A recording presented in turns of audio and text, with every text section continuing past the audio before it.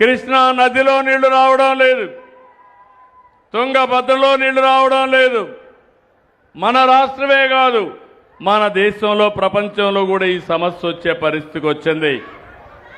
ఈరోజు ఇనమ్మా ఇను అమ్మాయి నా పక్కన మీకు కొత్తగా నేర్చుకున్నారు ఈ డ్రామాలు. ఆ పక్కనుండు. పోలీసులు మీరు ఎవరైనా సరే ఇవ్వాలంటే ఆ పక్కనుండి నేను తీసుకుంటాను, మర్యాదగా మాట్లాడతాను. అంతేగాని మధ్యలో వచ్చి డిస్టర్బ్ చేస్తే మాత్రం మంచిది కాదు.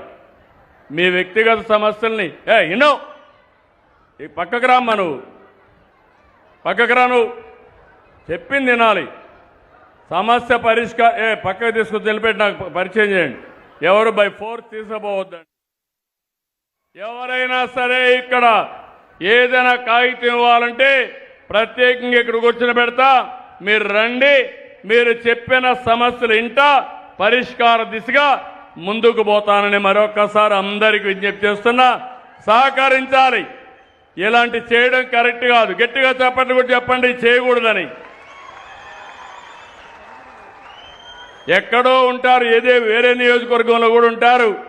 అక్కడి నుంచి ఇక్కడికి వచ్చి మధ్యలో లేచి మీటింగ్ కూడా డిస్టర్బ్ చేయడం కరెక్ట్ కాదు. ఇప్పటికే ఈరోజు మీరు చూస్తే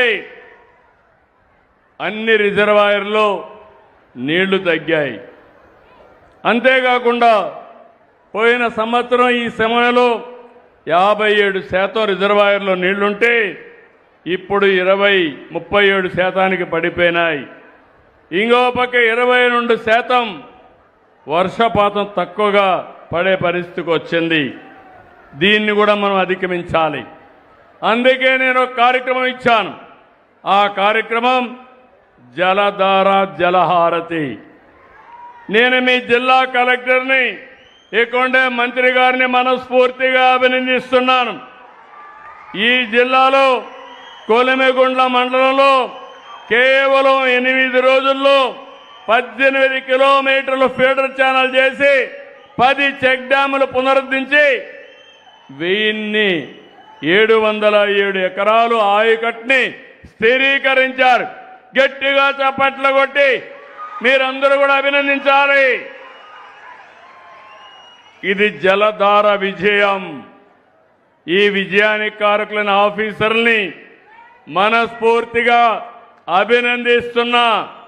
మనం గుర్తుపెట్టుకోవాలి, భగవంతుడు వర్షాన్ని ఇస్తే ఆ నీళ్లన్నీ కిందికి పంపించి మనం కరువు బారిన పడుతున్నాం. అట్లా కాకుండా ఎక్కడ పడిన వర్షపు నీటిని అక్కడే భూగర్భ జలాలుగా మార్చుకోవాలి. అది చేయగలిగితే కరువు అనే మాట రాదు. ఇది కాకుండా నేను ఆలోచించేది నదుల అనుసంధానం చేసి ఎప్పుడైనా నీళ్లు చాలకపోతే పైనుంచి కూడా వస్తాయి. అన్ని ప్రాంతాలకు కాలువలు వస్తాయి. అదే మన నదుల అనుసంధానం కూడా జరుగుతుంది. ఇంకో పక్క మైక్రో ఇరిగేషన్ కూడా తీసుకొస్తాం. మనం అన్ని ఇలాంటి కార్యక్రమాలు ఆలోచించి ముందుకు పోతా ఉంటే మన రాష్ట్రంలో ఒక పార్టీ ఉంది, గొడ్డలి పార్టీ. అవునా కాదా? గొడ్డలి పార్టీ అనేవాడు చేలిపైకెత్తండి. నేరాలు చేస్తారనేవాడు చేలిపైకెత్తండి. మీరు చూస్తే ఇటీవల కాలంలో ఆ మనమంతా మీ సమస్యలు ఎట్లా పరిష్కారం చేయాలని నేను ఆలోచిస్తున్నా. మీకు సంక్షేమం ఎట్లా ఇవ్వాలని ఆలోచిస్తున్నా. మిమ్మల్ని ఏ విధంగా ముందుకు తీసుకుపోవాలని ఆలోచిస్తున్నాను. వాళ్ళు మాత్రం విసుగు విరామం లేకుండా కుట్రలు కుతంత్రాలు చేస్తున్నారు. కులం, మతం, ప్రాంతం, వర్గాలుగా సమాజాన్ని ముక్కలు చేయాలని చూస్తున్నారు. ఇక్కడ ఎప్పుడు కూడా మీరు గుర్తుపెట్టుకోవాలి, ఒకప్పుడు రాయలసీమలో ముఠాలుండేటివి. ఈరోజు గర్వంగా చెప్తున్నా, రాయలసీమలో ముఠాలు లేకుండా చేసిన వ్యక్తిని నేనే. Party Telugu Desam party. ఇంకో పక్క హైదరాబాద్లో మత కలహాలు ఉండేటివి. మత కలహాలు పూర్తిగా అణచివేసిన పార్టీ తెలుగుదేశం పార్టీ. ఒకప్పుడు సిద్ధాంతపరంగా నక్సలైట్స్ ఉండేవాళ్ళు, దానివల్ల నష్టం అని చెప్పాను. వినలేదు. వినకపోతే లా అండ్ ఆర్డర్ మెయింటైన్ చేశాను. కడాన నన్నే చంపడానికి 2003లో 23 క్లేమోర్ మైన్స్ పెడితే నేను భయపడలేదు.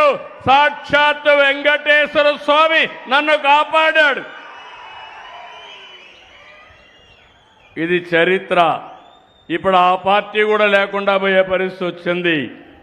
ఏది కూడా మనం గుర్తుపెట్టుకోవాలి. ప్రజాస్వామ్యంలో హింసకు తావు లేదు.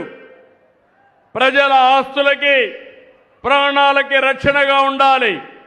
ఆడబిడ్డలు స్వేచ్ఛగా తిరగాలి. 1924లో ఎక్కడ చూసినా గంజాయి పంట పండించారు. ఏజెన్సీ ఏరియాలో పండించారు. దేశానికి ప్రపంచానికి ఉత్పత్తి చేశారు. డ్రగ్స్ వచ్చాయి. ఎక్కడ చూసినా చెడిపోయే పరిస్థితికి వచ్చారు. నేను ఎన్నోసార్లు చెప్పాను, గంజాయి తీసుకున్న వ్యక్తికి తల్లికి భార్యకు తేడా తెలియదు. తల్లిదండ్రులంటే వాళ్ళు లెక్క పెట్టుకోరు. అలాంటప్పుడు ఇలాంటి వ్యక్తులు వాళ్ళని ప్రోత్సహించి ఇప్పుడు కూడా రౌడీల్ని, గంజాయి బ్యాచ్ని, డ్రగ్స్ సేవించే వ్యక్తుల్ని, బ్లేడ్ బ్యాచ్ల్ని వైఎస్ఆర్ కాంగ్రెస్ పార్టీ ప్రోత్సహించే పరిస్థితి వచ్చింది. ఇక్కడుండే మీరు గుర్తుపెట్టుకోవాలి, 2 ఏళ్లలో ఎక్కడా లా అండ్ ఆర్డర్ ప్రాబ్లం లేదు. అదే వీళ్ళు అధికారంలో ఉంటే శ్రీరాముడి తల తొలగించారు. అంతర్వేదిలో రథాన్ని దగ్ధం చేశారు. దుర్గమ్మ గుడిలో వెండి సింహాల్ని మాయం చేశారు. ఒక్కదానిపైన కూడా చర్య లేదు. నిన్నే ఆదోని శివాలయంలో ఒక యువకుడు ఏకంగా అక్కడ పెట్టే దీపం, ఆ దీపంలో పోయి సిగరెట్ వెలిగించుకునే ధైర్యం చేశాడు. అదే ఈ ప్రభుత్వంలో ఎవరు చేసినా వాళ్ళని వదిలిపెట్టమని మరొక్కసారి గట్టిగా హెచ్చరిస్తున్నాను. ఇంకొక పక్క దేవాలయాలన్నీ అపవిత్రం చేశారు. ఏకంగా తిరుమల లడ్డునే కల్తీ చేశారు. నెయ్యి కల్తీ, నెయ్యి కొనే పరిస్థితికి వచ్చారు. ఎప్పుడైనా సరే మత విద్వేషాలు రెచ్చగొట్టడం, మనోభావాలు దెబ్బతీయడం మంచి పద్ధతి కాదు. ఇలాంటి ఘోరాలు చాలా జరిగాయి. అలాంటి ఘోరాలు జరిగితే ఈరోజు మనం అన్ని కూడా ప్రక్షాళన చేశాం.